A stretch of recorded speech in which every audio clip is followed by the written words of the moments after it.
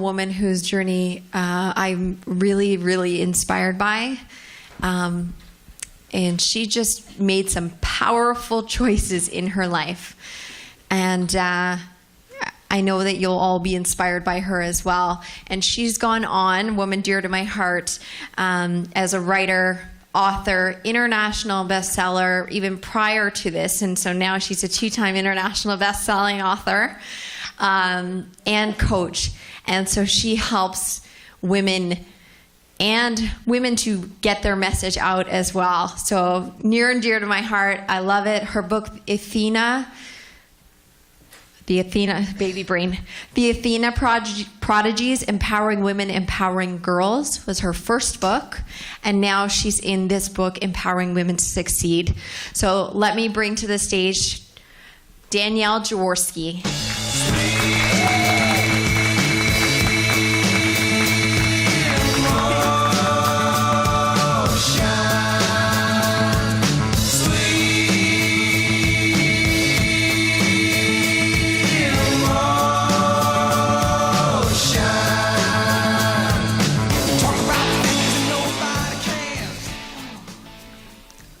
Okay, so I was already tearing up back there. Thank you, Jenny, for that introduction. Okay, so thank you. I want to extend my thanks to Randy and Gordon and Jenny and her team for this fantastic experience of being a part of this book, and for my co-authors as well. This has been an incredible journey, and it's also given me, the chance to reflect as I was trying to figure out what I was going to say today and think about what I was going to talk about regarding my chapter. It really gave me the ability to sit and really identify and have really a synchronistic moment where I thought, wow, there's an underlying message in my chapter that I wrote, late last year that really applies to something I just realized that I needed to do in my life within the last 2 weeks. So it was one of these, moments where it was both, aha, and oh no, it was a characteristic I realized that I've been carrying around for a long time that allowed me to succeed, but at the same time has been a detriment to my success as well. And that attribute is not being able to ask for help. So in my 20s, somehow, somewhere, I developed this idea that I was going to be a strong, independent woman, and I didn't want any help. So I finished university, worked part-time, got myself through, debt-free with money in the bank at the end of it. And when I got married, my husband learned very, very quickly that I was this strong, independent woman. And I didn't even like him to hold doors open for me because I was more than capable of holding the door open for him and letting him walk through as well. And when I did landscaping in my garden, I would carry the 40, 50-pound rocks myself and would not even ask him for help. And he learned. He knew to just kind of stand back and let me do my thing. And this strong, independent woman concept carried with me, I carried it with me into my jobs, which was, in one hand, helped me in my success. I was very independent. I got a lot of work done, so I was attributed with a lot of promotions. And I was able to leap across different industries. But as I got further into my career, it was a hindrance to me, because when people asked for help, I took it on, thinking, sure, I can help. I always want to help people. But I wasn't able to say no, because saying no would mean that you didn't want to help, and I wasn't able to do something. So I would just continually take on projects. And last year, so 2015, is a year where there's a lot of transition and a big shift in my life. And it all happened around my 40th birthday, so I am totally, saying my age. It's in my book, so I can't deny it. So it's all around my 40th birthday. And as I was getting closer to 40, and I hated getting older, I didn't celebrate birthdays for years. I pretended to have them because I had kids, and they wanted to celebrate, so I celebrated for them. And around my 40th birthday, I sat there and I really reflected. I'm like, you know what? When I was that strong, independent woman, or starting to be that strong, independent woman in my 20s, I had a vision of me when I was 40. There's a certain job I wanted. There was certain money I wanted to make. And now that I was at that point in my life, I had the job I wanted, I had the money I wanted, but I was miserable. And everything I did was really tough. whether it was with my work or my family or my friends or just even working on me, I was met with a lot of resistance. And around my 40th birthday, life was hard. And I share in my chapter a conversation I had with my daughter.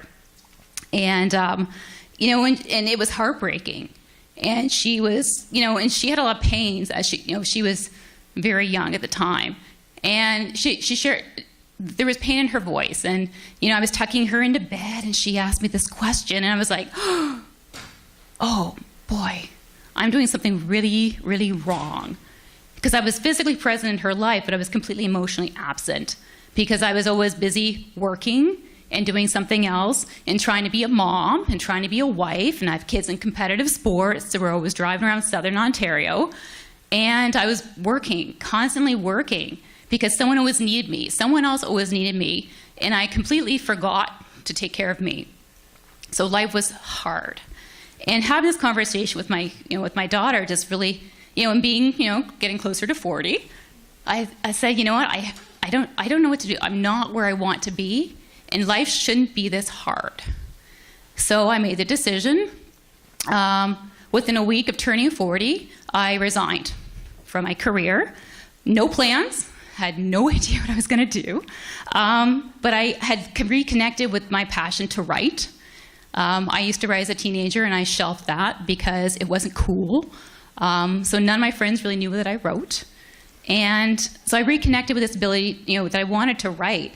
And when I looked at my career, writing had always followed me through. I wrote, SOPs and more technical stuff, but I was always writing, and I was looking for jobs that wanted to write. So with this desire and passion to write and help connect with people, and with the skills that I had gained, I said, let's try writing. We need to figure it out. And I had a dream when I was 17 to write a book. Again, writing wasn't cool.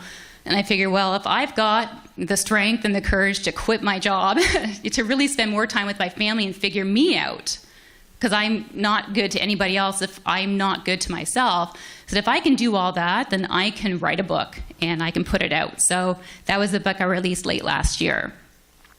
And it only came about because I was able to start asking for help. And I got that through mentors and using support systems. And they helped to guide me when I decided to resign from my life and trying, to figure out how do you write. I didn't know how to write a book. I didn't know how to publish a book.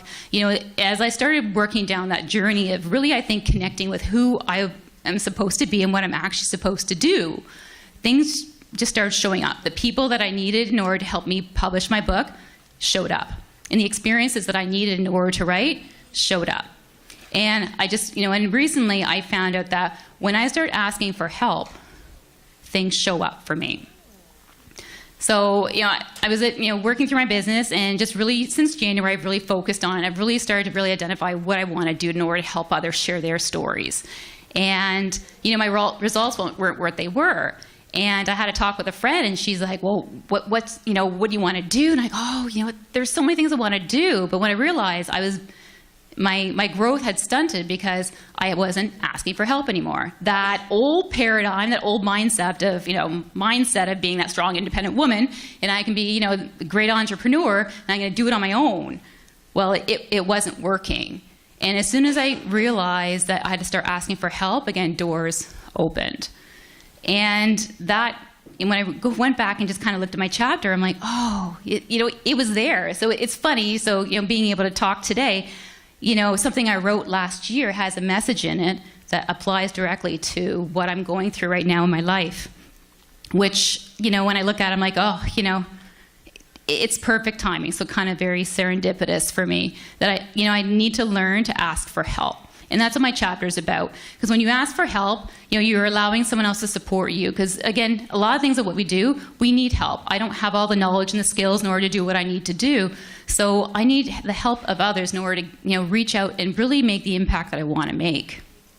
And by asking others for help, it actually gives other people the ability to use their gifts and their skills in order to help.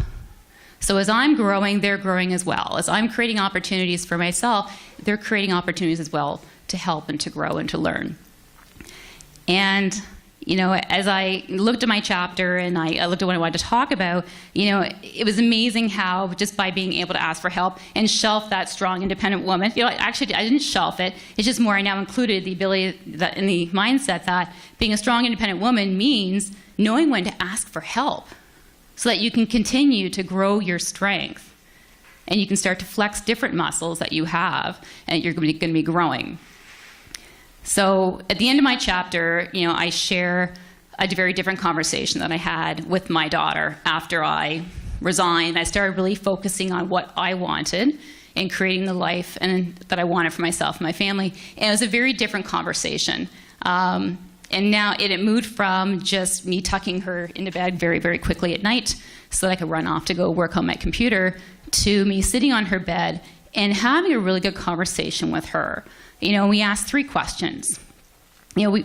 She asks me these 3 questions, and I ask her the same questions back. And the first question is, what was your favorite thing about the day? And I explain. And it could be as simple as, you know what? I got a lot of work done. Everything on my to-do list was done. Or, you know what? I got a pedicure, and I treated myself, and I took care of myself today. And the second question was, what is your opportunity?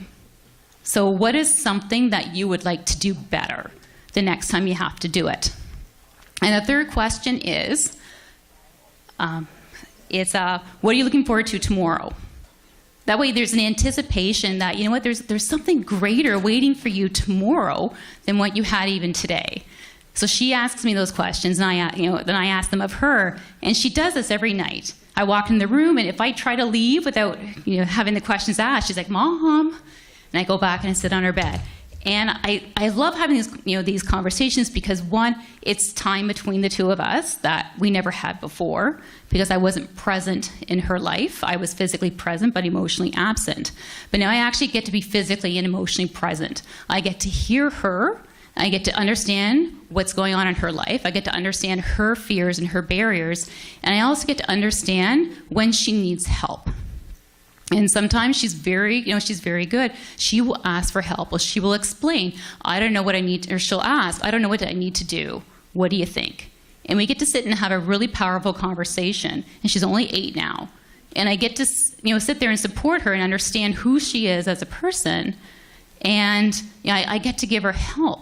And I get to basically mentor her so that she understands that, that she can grow up to be that same strong, independent woman that, that I am, that I want her to be, but with the understanding that it's okay to ask for help. So that's really all I had to say.